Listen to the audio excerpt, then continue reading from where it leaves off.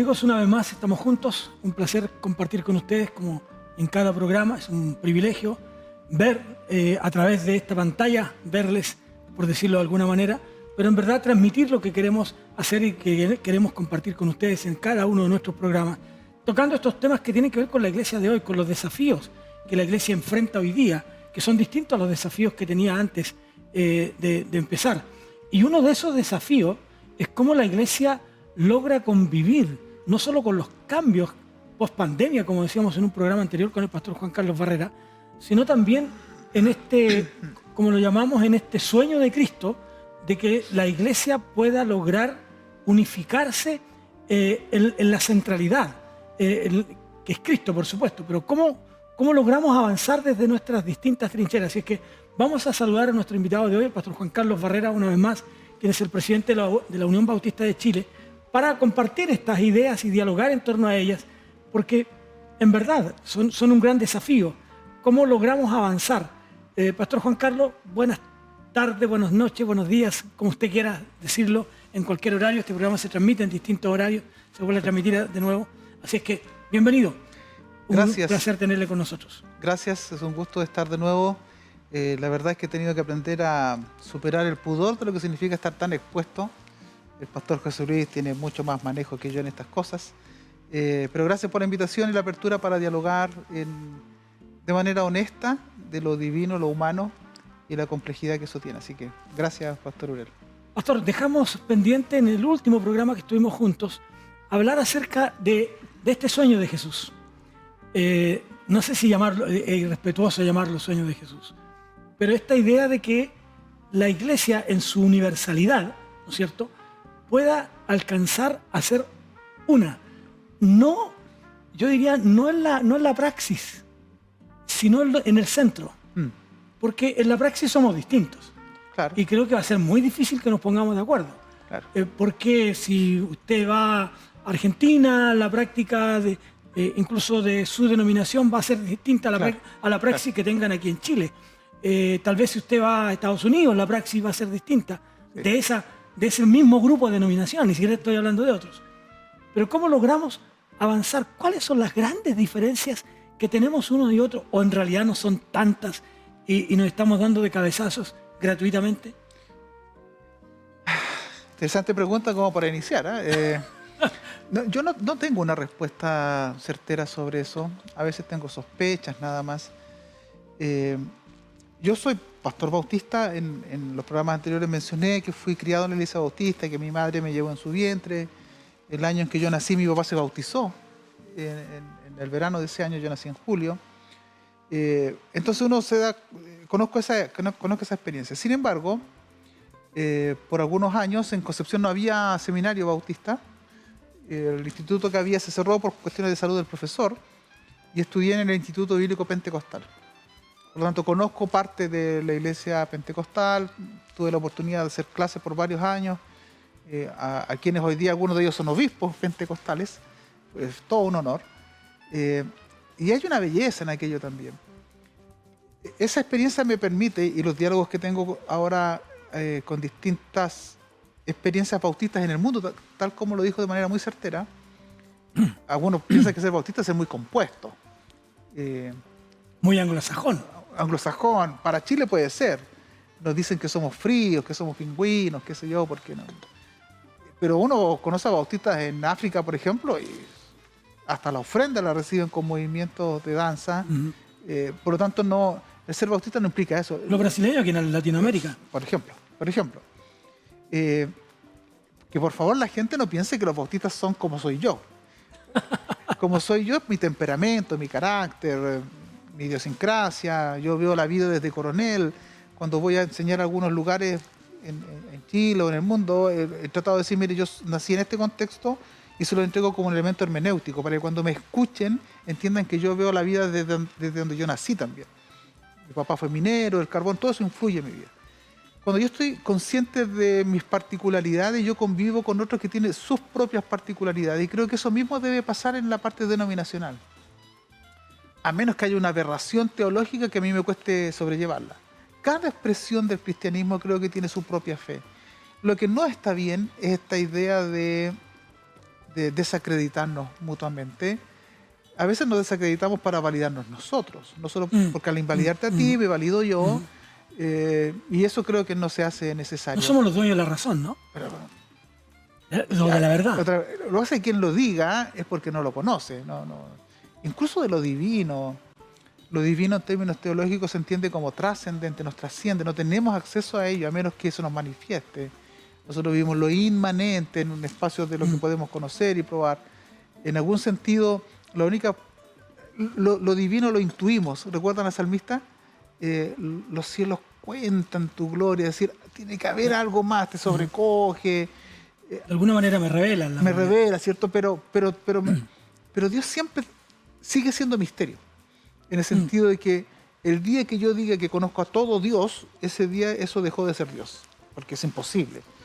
Nos supera. Por eso es que está el sentido de adoración. Yo me reverencio frente a algo que me supera completamente. Y la forma más concreta de conocer a Dios la dio un ser humano llamado Jesús de Nazaret, que nos dijo, así es Dios. ¿Ya? Por lo tanto, y ese es nuestro desafío entonces. Ese es nuestro desafío. ¿Te fijas?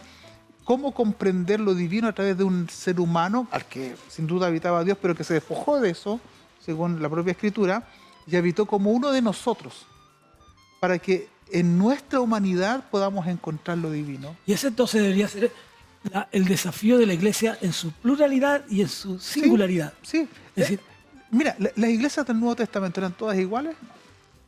No. Lee la Apocalipsis, no el mensaje de las 7 iglesias, son cada una distintas, particulares. ¿Y el cachivorreo de Pablo sean como yo? Pero no está diciendo que todas las iglesias sean como Pablo. Ahora, sean imitadores de mí, dice, ¿no? Como yo de Cristo. Entonces, ¿en qué tenemos que imitar claro. a Pablo? En su capacidad de imitar a Cristo. En eso. No en que andemos retando a los Gálatas, ¿cierto? Como algunos creen, en esas cosas. Pablo era una persona brillante, sin duda, sin duda. Pero yo quiero ser como Pablo en cuanto a que él quiere imitar a Cristo, bajo sus propios condicionamientos. No vamos a entrar en algunas temáticas, como por ejemplo si Pablo era cristiano como nosotros. Eso podría ser un anacronismo. Y en ese avance hacia la unidad del cuerpo de Cristo, ¿usted cree que la Iglesia Evangélica en Chile avanza? ¿Está avanzando? ¿Se estancó en algún momento? ¿La Iglesia Bautista avanza hacia esa unidad? Yo pensaba, ¿En qué? Yo pensaba que no había tanta intención, pero al estar en este cargo como presidente de los bautistas en Chile, he tenido la posibilidad de conectarme con una riqueza evangélica. Yo creo que la Iglesia Evangélica no necesariamente tiene que pensarse como algo dividido, sino como algo diverso. Y eso te permite no solo identificar la diversidad, sino que valorarla como tal. En cuestiones muy domésticas. Voy a dar un ejemplo que espero no herir la sensibilidad de nadie. Un pastor amigo, bautista, lo llama a una familia y le dice que su hija tiene algún tipo de problema espiritual que pudiera interpretarse como una manifestación demoníaca. Este pastor amigo dice, yo no he desarrollado esa área de trabajo. Le pido a un pastor amigo que ha desarrollado más sobre esto, ¿sí? De otro grupo al menos, y dice, mira, ayúdame porque yo no conozco mucho esto. Esta persona viene, le ayuda, incluso entra ahora con ella y dice, no, pastor, no hay nada de aquello, es otra cosa, hay que llevarla al médico. Ese sentido de colaboración lo encuentro muy óptimo. Estamos divididos. ¿Somos tan colaboradores? Es que seremos colaboradores en la medida que coloquemos a Jesucristo en el centro y el reino de Dios en el centro. Estamos bajo su gobierno, hay distintas manifestaciones y dones que nos ha dado y que algunas denominaciones o grupos han desarrollado mejor que otras. Yo hoy día, no sé si porque me estoy poniendo viejo, también, también, ¿cierto? Yo ya no me desgasto en desacreditar a otros. Creo no hay que tiempo, eso no hay tiempo. Además que, ¿y qué importa si yo opino diferente a ti en algunas cuestiones? Tú eres mi hermano porque has creído en Jesucristo como Señor y Salvador. Como el tema de Pablo, ¿no? Cuando le dice, algunos están predicando de esta manera. Pero incluso dice, dejen que prediquen, aunque sea por una mala motivación, que el nombre de Cristo sea anunciado. ¿Quién soy yo para decirle a alguien que deje de anunciar? Obviamente, si tengo diferencias con alguien y es necesario que lo diga, lo voy a pronunciar, lo voy a decir sin inconvenientes, pero trataré de ser lo más preciso posible para identificar aquello con lo que no estoy de acuerdo, pero para no desacreditar a la persona misma. No llames fatuo a tu hermano, No lo subestime, no lo menosprecie, dice el Sermón del Monte. En eso hay que ser súper cuidadoso, creo yo. Entonces, ¿dónde queda, pastor, ese gran eslogan evangélico, ¿no? Que uno puede usarlo de otra manera, y yo le escuché a usted para darle el crédito, ¿no? El gran eslogan chileno de Chile va a ser para Cristo, Claro. que nace desde el movimiento pentecostal, Sí. ¿no? Producto de este crecimiento en el avivamiento pentecostal de 1909, por ahí. ahí en Valparaíso, Sí. ¿no? Yo leí, y en una de esas lecturas, un sacerdote católico dice, de la manera como el evangelicalismo está creciendo en Chile, los evangélicos crecen, ¿cierto? Chile va a ser un país evangélico. Ese fenómeno no se da. Por alguna razón, no vamos a decir cuál, quién es culpable y quién no es culpable. El fenómeno de que el avance del evangelicalismo en Chile a este ritmo, ¿no es cierto?, como estaba creciendo con esta explosión, producto del avivamiento, va a llegar a ser evangélico. Y nace, yo diría más o menos por ahí, por ese tiempo, este eslogan de Chile para Cristo. Más allá, y aquí voy a lo que usted decía en alguna oportunidad que lo he escuchado, más allá de decir, en realidad a Chile le hace falta Cristo. Claro.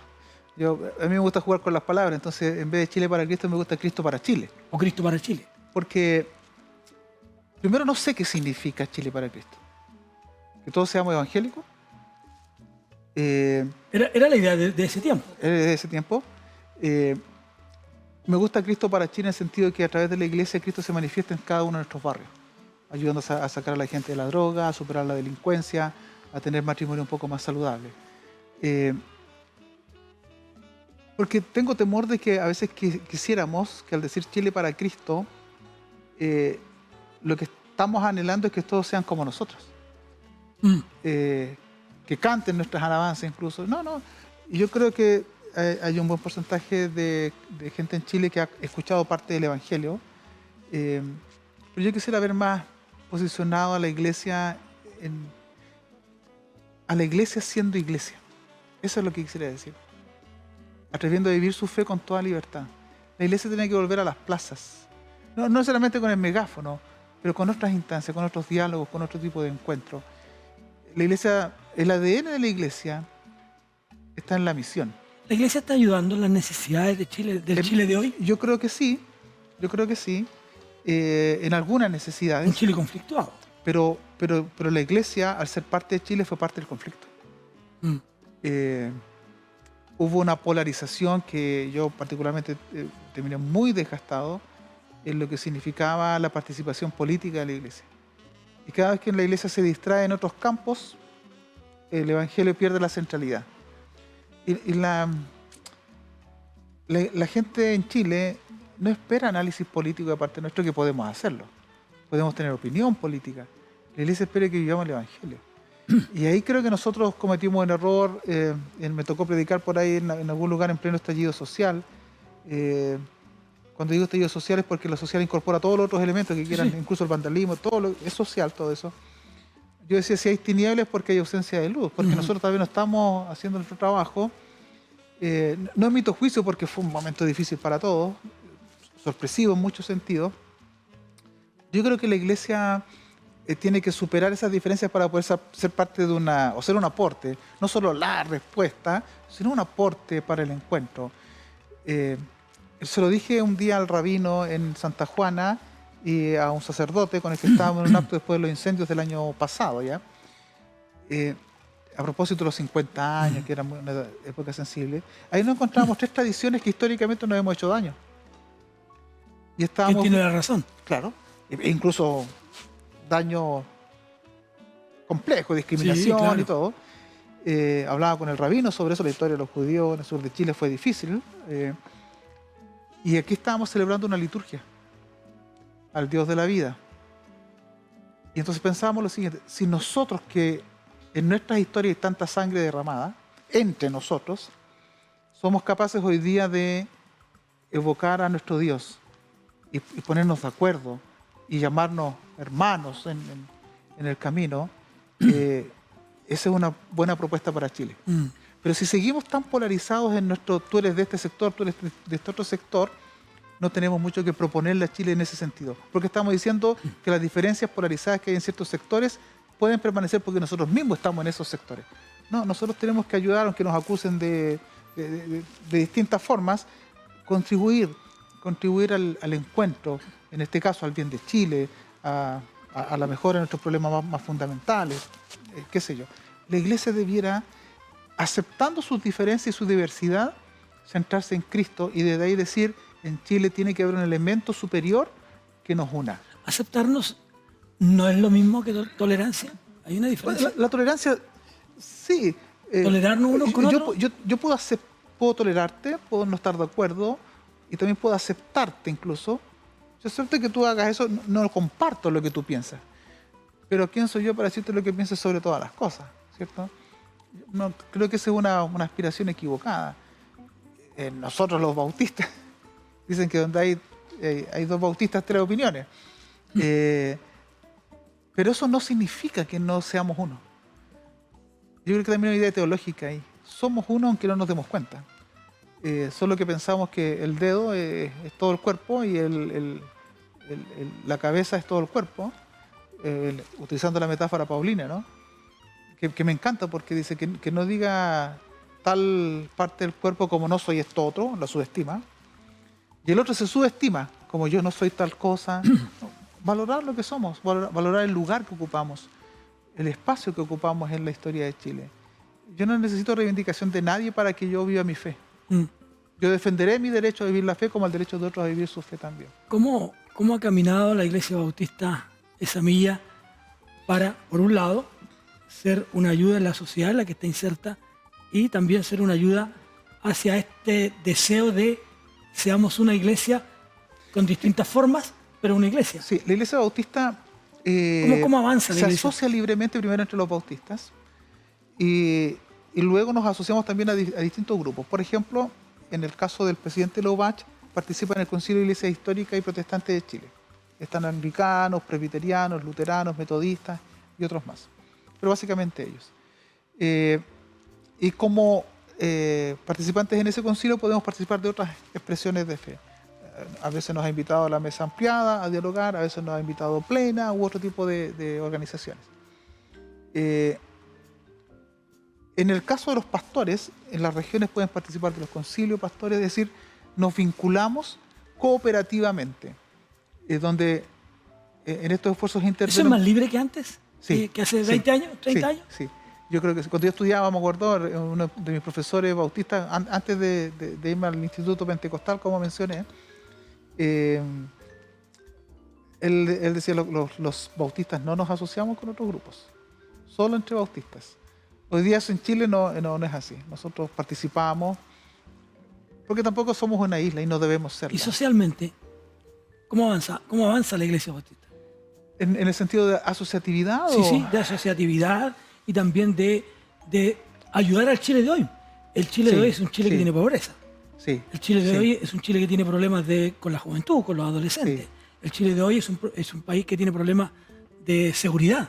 Claro. El Chile de hoy es un Chile que tiene problemas de fe. La gente no está creyendo, como lo hemos sabido. O como usted decía en un programa anterior, se aleja un poco de la iglesia para vivir su fe en su propio claustro. Sí. Es decir, ¿cómo la Iglesia Bautista en este caso, porque usted es presidente de los bautistas, está colaborando en esos desafíos para invitar a otros también a colaborar? Porque los bautistas no puedes invitar a otros si no estás haciéndolo tú. Sí, los bautistas tenemos distintos brazos ministeriales. Por ejemplo, en la área educativa tenemos una corporación educativa con al menos 4 colegios dependientes de la denominación y otros colegios bautistas dependientes de iglesias bautistas locales. De la corporación hay 3 colegios y hay un cuarto en Concepción, en Antofagasta y otros colegios más. Tenemos 3 hogares de ancianas para ayudar a atender esa realidad. Tenemos un hogar de niñas. Ahí tenemos que fijar algunos intereses bien importantes de cómo acompañar esa realidad sin que lo ideológico se nos imponga desde lo externo. En ese sentido defendemos el derecho de conciencia también de decir, mira, nosotros queremos servir en este espacio de la misma manera que en los colegios, sin que se nos impongan ciertos criterios que no compartimos, que no atentan contra la dignidad de las personas, sino que más bien pueden ser ideológicos. ¿Pero hay una colaboración del Estado ahí sin que haya dependencia? Sí, hay en los colegios subvencionados. En el caso del hogar de niñas, no. Es totalmente sustentado por nosotros, pero la nueva legislación nos obliga a repensar cómo vamos a trabajar colaborativamente, manteniendo espacios de autonomía en cuanto a conciencia e identidad, ¿cierto? Y también identificar ¿para qué estamos mejor preparados? Si me llevan a algunas situaciones muy delictivas, tal vez no tenemos las herramientas ahora para trabajar en eso, si no estamos mejor enfocados en ciertos sectores. Y lo de niñez y adolescencia en el norte también me parece muy importante. Niñas que se embarazaron o quedaron embarazadas sin planificarlo y que quieren optar por la vida, o incluso en el proceso, frente a las nuevas legislaciones que hay, ¿cómo acompañar esa realidad? Estamos invirtiendo dinero también en aquello. Tenemos la Dirección Nacional de Niñez y Adolescencia. Hoy día me acaba de llegar un correo, por ejemplo, de cómo poder sumarnos a hacer familias de acogida. Entonces el Estado nos dice, ayúdennos con esto también, o no solo el Estado, sino que distintas instancias, cómo colaborar para que niños no sean institucionalizados y pasen sus primeros meses de vida en un hogar donde hay muy poca participación. Las iglesias bautistas están disponibles para cooperar en aquellas cosas. ¿Estaría la iglesia bautista dispuesta a abrir sus templos para una reunión de vecinos? Claro. ¿De una junta de vecinos, por ejemplo? Claro. En pandemia el templo... No, pero es que pandemia es claro, pandemia. Pero la pandemia, como ejemplo, fue centro vacunatorio por 3 meses y nosotros no podíamos ocuparla, porque la cedimos para ese espacio.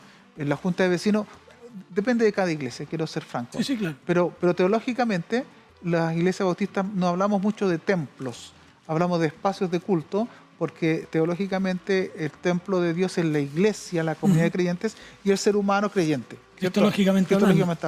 Ahí habita el Espíritu. Esa es la casa de Dios, por así decirlo. Por tanto, yo no puedo faltarle el respeto a un edificio si puedo dañar la integridad de una persona no acogiéndola. Entonces, no solo para la junta de vecinos, albergues en ocasiones. Y en esto de la diversidad de género hoy día, Es un matrimonio de iguales. No, nosotros como denominación hemos definido comprender el matrimonio como heterosexual, y nuestra denominación ya hizo un pronunciamiento sobre eso. Por lo tanto, ningún pastor bautista podría hacer aquello. Pero no solo eso, lo que pasa es que el matrimonio es una bendición, no es un acto legal. Nosotros nos casamos. Puede serlo, según la legislación. Sí, pero según la legislación yo podría dar una bendición para que pues, se inscriban al registro. Pero finalmente el que hace... Sí, claro. No lo hace el pastor, en este caso, como en otros países, sí pudiera dar un certificado que se pueda inscribir como tal.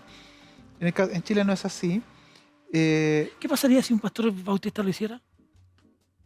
Yo le diría a la organización de los pastores bautistas que mirara el caso. Claro, nosotros nos organizamos regionalmente por uniones de pastores y ellos tienen que revisar estos casos. Ya. Eso habría que revisarlo, claro. Primero preguntar sobre qué fundamentos lo hace, cuáles son los compromisos asumidos, porque cada persona en su práctica tiene que justificar teológicamente por qué lo hace. Pero nosotros como bautistas nos asociamos libremente. La asociatividad es importantísima para nosotros, como lo dije creo en uno de los programas, porque nuestro Dios es trino, ¿ya? Entonces en ese sentido nos asociamos y respetamos nuestros acuerdos. ¿Y políticamente, pastor? Nos están quedando 2 minutos. Políticamente. Políticamente la iglesia bautista, ¿qué está haciendo?